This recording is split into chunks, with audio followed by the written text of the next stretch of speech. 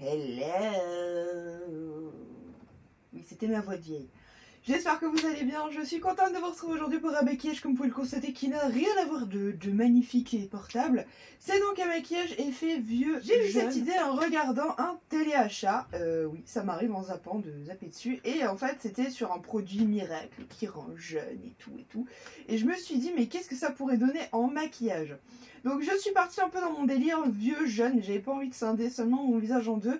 Et je me suis souvenu d'un maquillage de Nikkie Tutorial. Je me suis souvenu de son make-up Diamond que j'avais genre grave kiffé. Vous trouverez d'ailleurs le lien de la vidéo dans la barre d'infos. Et je me suis dit mais c'est juste the idée de fou qui ira très bien avec ce côté vieux jeune. Comment scinder les deux. Vraiment comme si en fait en dessous du côté jeune il y avait donc une vieille qui sommeille en nous. Oui, c'est très imagé hein, comme concept, mais voyez un petit peu ce que je veux dire, c'est limite toutes les promesses que vous font les crèmes, les soins, tout ça, je me suis dit, mais franchement, t'imagines s'il y a un soin qui fait ça, genre tous les soirs, tu t'enlèves et t'es une petite vieille comme ça. J'espère en tout cas que ça va vous plaire, comme toujours, si vous avez kiffé, n'hésitez pas à mettre un petit like et à me le dire dans les commentaires. Et puis, bah, moi, je vais vous laisser avec le tuto, je vais aller prendre ma verveine et je vais aller me coucher. Mouah, poteau de mamie! Donc j'ai commencé par dissocier mon visage en deux, donc n'hésitez pas à vous servir de la photo de Nikkie Tutorial, moi personnellement c'est ce que j'ai fait, et de vos doigts, parce qu'au final chaque visage est différent, et donc le lever de peau est différent selon les visages. Voilà, vous pouvez pas refaire exactement le même, donc n'hésitez pas à vous servir de vos doigts pour voir comment votre peau se lève, à quel endroit exactement vous avez les fameuses pliures entre guillemets. Ouais, ça va vous permettre d'avoir une idée en fait du tracé. Donc ça c'est par contre une étape super importante. Faites-le bien, prenez le temps de le faire. Ça va permettre, enfin c'est ce qui va faire tout le maquillage quoi. Si on se foire dès maintenant, pour le reste ça pue en fait. Bon, une fois qu'on a maquillé le bon côté, le côté en mode Bella Bella, on va passer au latex. Donc pour le latex c'est super simple. On met du latex, une petite éponge et un sèche-cheveux. Bon, si vous avez un chien qui, comme moi, ne supporte pas le sèche-cheveux ou essaye de vous sauver contre l'attaque du sèche-cheveux, ça risque d'être compliqué. Donc on en met bien partout et donc même sous les yeux, les poches, tout ça, c'est super important. Donc c'est pas le moment le plus agréable du maquillage, je vais pas vous mentir. Mais c'est super important, la paupière et les lèvres, c'est ce qui va tout faire en fait. Donc on en met bien partout, on essaye de pas oublier une zone.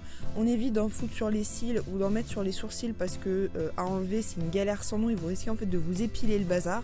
Donc s'il y a moyen d'éviter c'est cool. Et n'hésitez pas à poudrer entre chaque passage de latex pour éviter que ça ne colle. Donc avec une poudre libre, moi j'ai pris une poudre un petit peu teintée claire, ce qui me permet du coup d'avoir un teint encore plus blanc et d'avoir une bonne dissociation de couleur de teint entre les deux parties.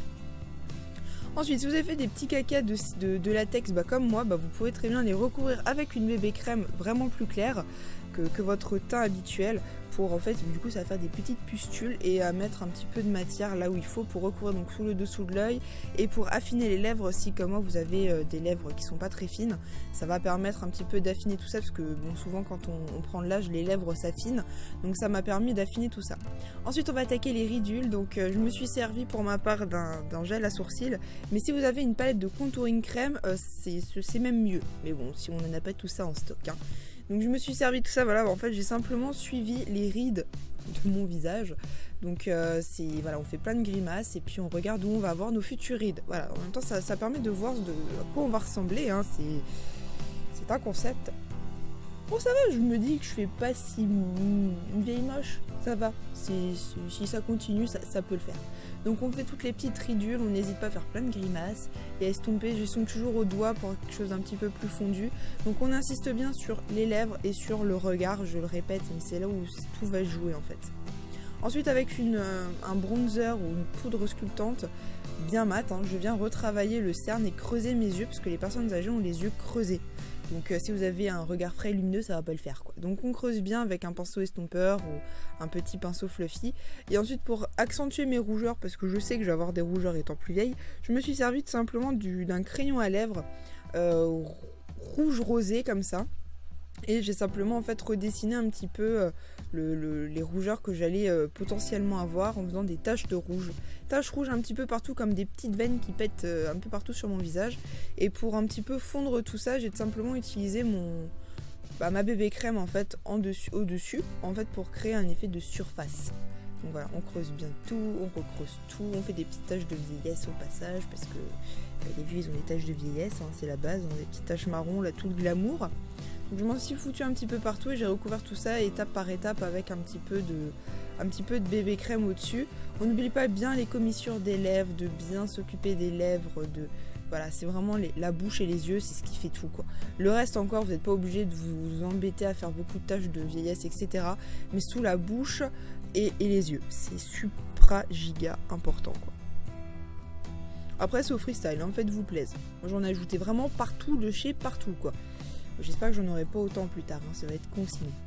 Donc voilà, comme je vous l'ai dit avant, je recouvre avec une bébé crème pour donner l'effet de sous la peau en fait si tu veux, parce que c'est quand même plus logique. Ensuite on va attaquer le côté de peau levée.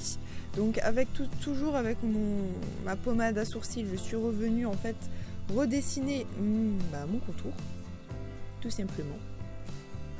Ah oui, et pour les cils sourcils, n'hésitez pas à les mettre en blanc, hein, parce que ça donne un effet vraiment plus vieux, parce que sinon ça fait un effet vieux sans rien. Donc n'hésitez pas à rajouter un petit peu. Alors le trait pour la cassure entre les deux ne sont pas forcément égales. Donc n'hésitez pas à ajouter un petit peu plus de matière à l'effet de peau levée. Et ensuite avec votre doigt, vous vous amusez à lever votre peau un petit peu partout et à marquer en fait les endroits où ça se lève, tout simplement. Voilà, je me suis pas plus pris la tête que ça, hein. Je trouve que c'est plus logique, c'est plus réaliste en fait en utilisant tout simplement notre propre visage. Je trouve que c'est plus logique. Donc pour la joue, j'ai dû en rajouter un petit peu parce que j'ai des joues de bébé, donc moi il n'y a rien qui fait quand ça se lève, donc j'ai dû en rajouter un petit peu. Donc n'hésitez pas à en mettre bien tout le long parce que la peau a été retroussée et relevée. Donc voilà, il faut le montrer quoi. N'hésitez pas à montrer que votre peau s'est relevée. Avec mon siège qui grince. Ensuite avec une ombre à paupières ou un bronzer marron, je suis revenue en fait fondre ma démarcation pour avoir un effet un petit peu plus fondu de la peau levée. Donc on n'hésite pas à suivre, enfin à aller du coup vers l'intérieur quand il faut aller vers l'intérieur et vers l'extérieur quand il doit aller vers l'extérieur. Et pareil pour la dissuasion, on fait bien des ombrages de la peau levée du coup, mais du côté vieux, parce que c'est là où on a l'ombrage puisqu'on lève la peau. Donc tout simplement voilà, avec une ombre à paupières, je suis venue vraiment bien flouter, vraiment créer des ombrages quoi. Là on est vraiment dans l'ombrage pur et dur. Et le pire, c'est que j'aurais pu encore les insister un petit peu plus, donc n'hésitez pas à insister, à ajouter encore plus de matière que moi si jamais, parce que je trouve qu'il en manque un petit peu en fait. Ensuite avec mon fard gras, je suis revenue ajouter et accentuer un petit peu mon dégradé, donc parce que le fard gras ça se travaille quand même vachement mieux. Donc oui, j'ai mélangé les matières, mais j'y ai pensé qu'après.